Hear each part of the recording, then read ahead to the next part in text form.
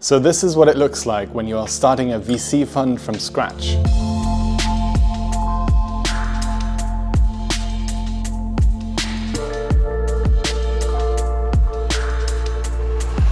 I actually want to do more of these videos now that I started working with this group of investors from Switzerland. And I'm curious what you think of this style of video where I take you along for a behind the scenes look at what I'm doing. And this might be a little slow paced, so please drop a line below if you enjoyed it. There are obviously a lot of things that I'm still not comfortable sharing, but I just thought let's give this a try.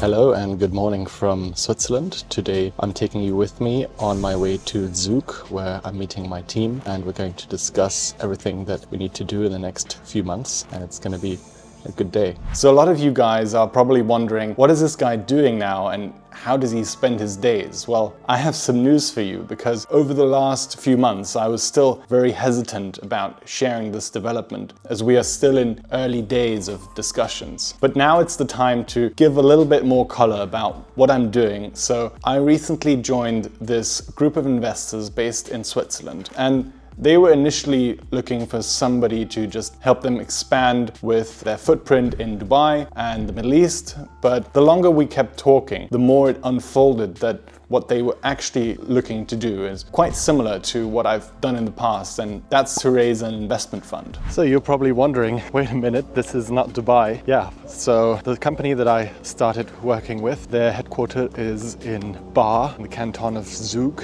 a very nice canton, like 45 minutes from Zurich, and that is where a lot of companies have actually their headquarters because it's very tax friendly. So in Dubai I am more or less a one-man show for now, and I'm going to see with the team today how we're going to work together these next few months. And yeah, it's just about getting everything set up for our next step, which I will keep you updated on and maybe talk about also later today. So let's see how everyone is doing.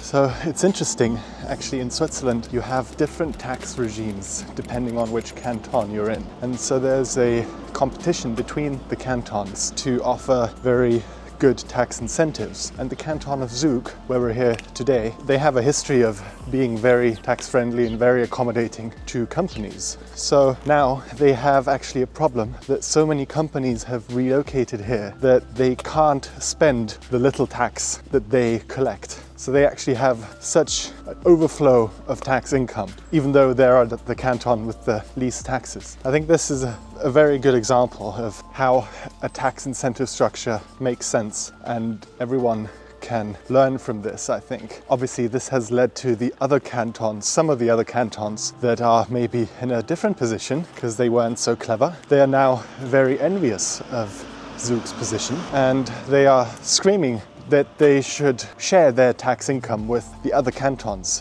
which obviously doesn't go down well with the people in Zug, because they're like, guys, this is our own doing. You could be doing the same. You should start looking at our strategy and copying us, because quite frankly, this is the way to go, and not increase taxes, but actually lower them, and you'll increase your tax revenue. So very interesting setup here in Switzerland, and cool to see it firsthand. My first job in London that I started while I was still at uni was working with this first-time private equity fund. And I did an internship there, and things were still quite unclear, but in the summer that I finished my studies, I helped them raise a significant amount of money, and then coincidences just came together. I was done with my studies and they needed help, and I was already in the best position to understand what they needed, and on top of that, since they just raised a bunch of money, they were also happy to pay me, so happy days. How was your lunch? It was nice, it was really nice. I had gyros Teller in German. It was really good. I now have we call it food coma.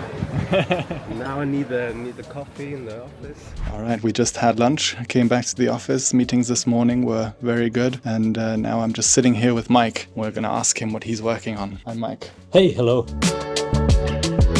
So what I'm working on is our internal system and the connected form on the homepage. So startups can fill out the form with all the details, and then they end up in our system here that we use internally to review all the startups that we are working with. Amazing. So in order to launch the fund that we plan to launch, we need a big pipeline of interesting companies. So trying to fill the funnel. And for that, we have this amazing form that I'm going to link below. So check that out. If you have any interesting startups, just fill out the form and you'll directly land up in our system. So this company, or rather this group of people, have been doing investments in startups for quite some time, always looking for the next big thing. Over the years, they've built up close relationships with universities, the medical campus in Basel, etc. And this has led to some very interesting opportunities, and the track record is very impressive. These opportunities are all gathered in a pipeline management system and carefully evaluated, and if it fits, there are several ways this group has invested in them so far. There was a very early stage club deal structure, and there have been individual investments by members of this group. Now, a valid question you might ask yourself is, if you've been doing successful club deals and syndicates so far, why do all this work and raise a fund? Managing OPM, other people's money, comes with a whole bunch of complexities and challenges. The thing is, doing this on a deal-by-deal basis, you always have to scramble for investment, and you're basically fundraising all year round. The main advantage that these guys have, however, is that they have an extensive network of experts that can assist the startups at any stage, in any situation, to get to the next level. We spoke about the different phases of startups in the last video. So if you're involved in startups, you're always trying to push your company to the next level. And if you're out fundraising all the time, you can't spend as much time on the companies. Also, you're always scrambling to get the financing round together, and when you have a fund, that allows you to commit and know that you have the funds to back it up. Another reason is to build an investment community. This is something I'm really excited about, because the more people you bring together to work on a common goal, the more reach you can build up to help companies, because everyone is in it for the same thing. Our goal is to build a tight network of supporters, investors who don't just pay into the fund and sit back and relax, but who want to contribute actively. And that's why we're also offering co-investment opportunities on every deal, so investors get access to this unique pipeline that we're building up. I will go into more detail regarding the investment strategy in later videos. Let me know in the comments what you're most interested in, or if you have any questions.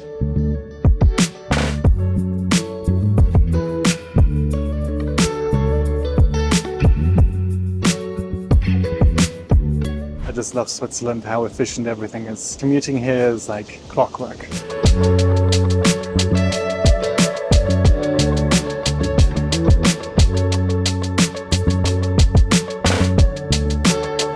All right, we're back in Zurich, back from Zug, back from the commute, and having some dinner with some friends tonight. Hope that I gave you a little bit of a behind-the-scenes look to the canton of Zug and what we do. I think we have an exciting time ahead of us. We had some excellent meetings today. It was great to see the people face-to-face. I always prefer to have face-to-face conversations. Obviously, with Zooms, it has gotten a lot better, but still, nothing beats face-to-face. And we were able to make some progress on how to launch the fund, and we're going to hear some more announcements on that, or you're going to hear some more announcements on that very soon. I'm going to share everything that I'm doing in my new role. This is very exciting, and I'll take you along for the journey, meeting startups, etc., meeting investors, just doing everything to get a fund off the ground. Yeah, today was just another day of progress, just the little steps that count. Now heading back home and then go back to Dubai in a few days, just a few days here in Switzerland. Be back by the end of the month. So much, that's it from me for now. If you enjoyed this video, you might also enjoy the breakdown that I have of the early stage startup investment framework. So there I walk you through the different phases that we categorize startups, because